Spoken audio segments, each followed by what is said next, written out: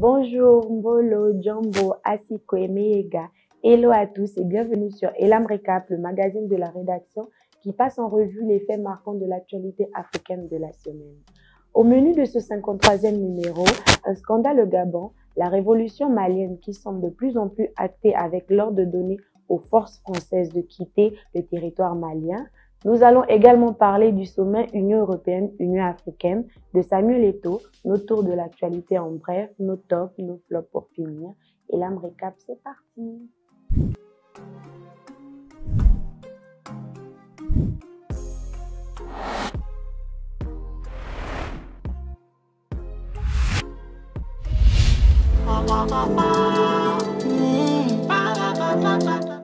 Aucun chiffre, rien de concret, si ce n'est une promesse du président français de vouloir mettre en place un New Deal financier entre l'UE et l'UA, alors que la France prenait la présidence tournante de l'UE. Bon après, quand je dis aucun chiffre, c'est certainement abusé, vu que la présidente de la Commission de l'Union européenne, Ursula von der Leyen, a présenté à Dakar la nouvelle stratégie d'investissement de l'UE. Sauf que cette stratégie est mise en place pour contrer l'influence de la Chine sur le continent via ses nouvelles routes de la soie.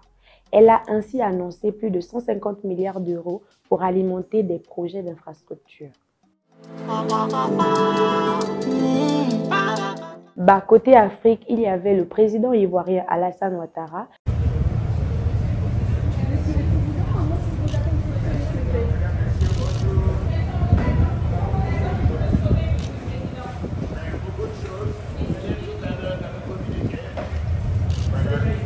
le président congolais Sassou,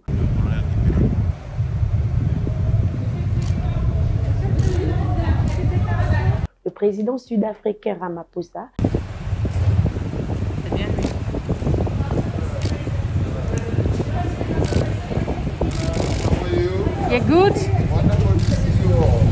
le président gabonais Ali Bongo,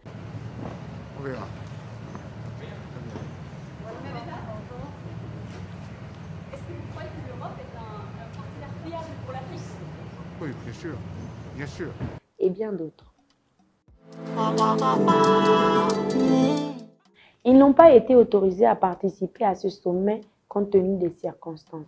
Et pourtant, le sommet traite de la sécurité au Sahel et notamment au Mali. Sécurité au Mali, justement. Super transition. Ça nous emmène à notre deuxième article.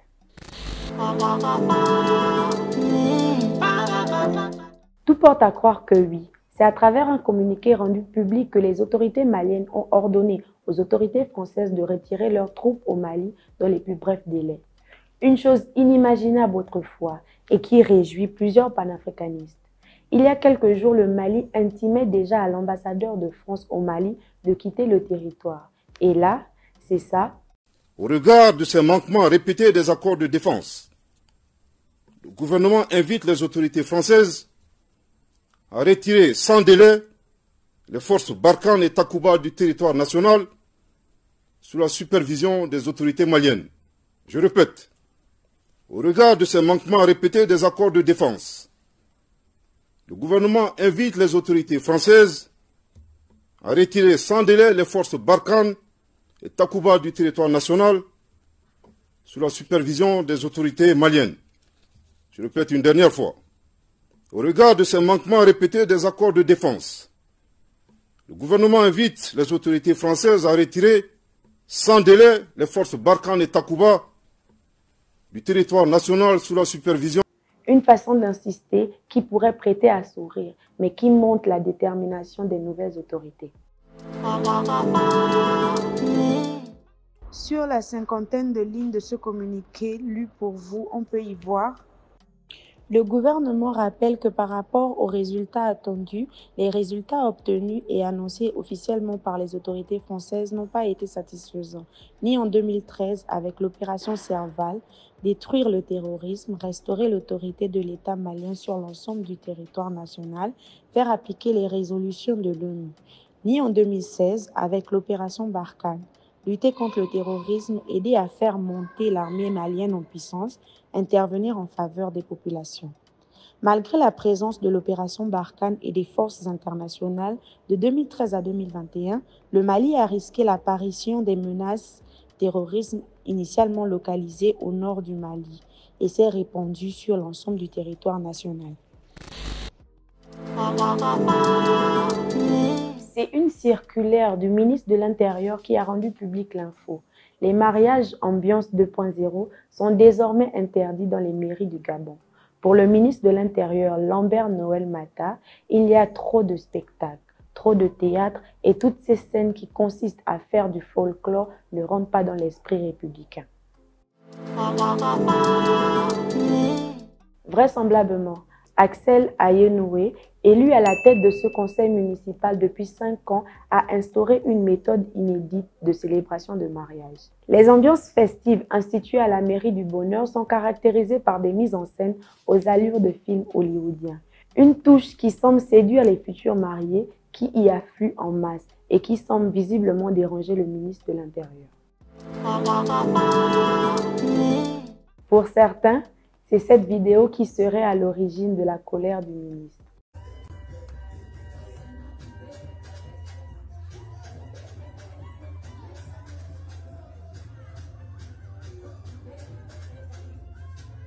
Et pour d'autres, vu que les autres mairies étaient asséchées, la femme du ministre est mère, précisons. Il fallait ça. Un tribunal de Madrid a officiellement déclaré Samuel Eto'o père d'une jeune fille de 22 ans. Erika Nieves serait le fruit d'une ancienne relation datant de 1998 alors qu'il jouait à Leganés.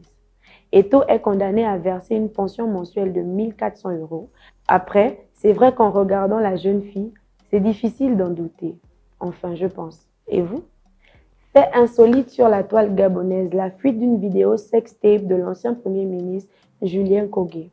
Au nom du respect des aînés, comme le veut la tradition africaine, Elam TV ne vous montrera pas ces images et vous exhorte d'ailleurs à ne pas le faire.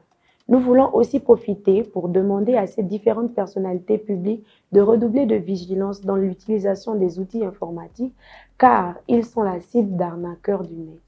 Julien Kogué a malheureusement été victime. Ricky Rick était un rappeur sud-africain.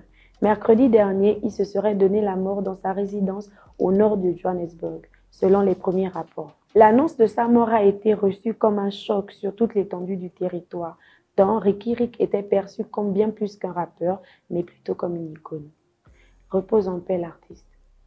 L'équipe de protection rapprochée du général Marche Noir, chef d'état-major de la force de la MINUSCA, composée de 4 militaires français, a été arrêtée cet après-midi à l'aéroport de Bangui.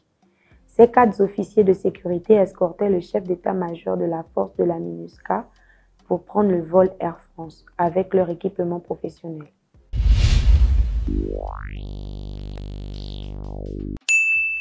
Après leur parcours qui mérite des applaudissements à la dernière édition de la CAN, les Panthères du Gabon représentaient une fois de plus les couleurs du drapeau. Mais il s'agit cette fois-ci de l'équipe féminine. Freddy Koula, journaliste sportif gabonais, n'a pas manqué de pointer les énormes différences de traitement entre les équipes nationales hommes et femmes. Les primes de rassemblement sont comme suit. Hommes, 3 millions de francs CFA par joueur. Femmes, 200 à 250 000 francs CFA par joueuse. Les hommes sont logés dans des hôtels 4 à 5 étoiles, tandis que les dames sont dans des dortoirs à l'extrémité de la capitale sur des lits superposés d'une place plus douche commune.